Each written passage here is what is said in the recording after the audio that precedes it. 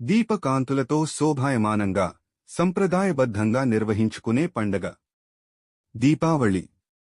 తెలుగు ప్రజలందరికీ హృదయపూర్వక దీపావళి శుభాకాంక్షలు అంటూ ఉప ముఖ్యమంత్రి శ్రీ పవన్ కళ్యాణ్ ఒక ప్రకటన విడుదల చేశారు.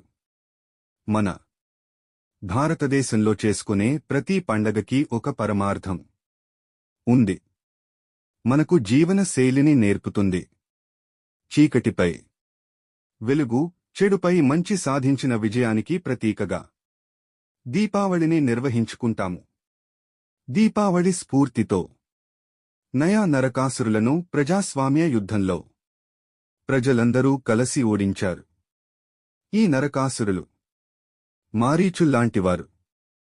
రూపాలు మార్చుకుంటూ తమను ఓడించారనే అక్కసుతో ప్రజల మధ్య విభేదాలు సృష్టించి అశాంతి రేకెత్తించే కుట్రలకు దిగుతున్నారు. కాబట్టి అందరూ అప్రమత్తంగా ఉండి ఇలాంటి నరకాసురులకు, వారి అనుచర గణానికి ఎప్పటికప్పుడు గుణపాఠం చెప్పాలి.